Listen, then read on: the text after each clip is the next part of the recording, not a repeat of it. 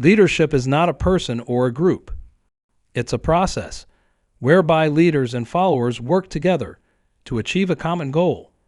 Although this definition is simple, the process is complex. For more than 100 years, scholars have studied leadership, and they've documented dramatic changes in the way we think about it. Gone are the days when leaders are the sole decision makers and simply tell their followers what to do. Today, we associate the process with words like collaboration, inspiration, vision, and integrity.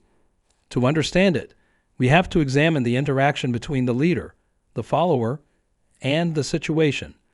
Leaders get things done by building strong relationships with their followers, empowering them to participate in decisions, and facilitating their personal and professional development. It's important to distinguish leadership from management. Managers focus on the present and the group's short-term objectives, while leaders focus on the future and long-term goals. In addition, managers coordinate daily tasks, while leaders coordinate people and resources. Finally, managers maintain stability in the day-to-day operations, while leaders plan and facilitate change.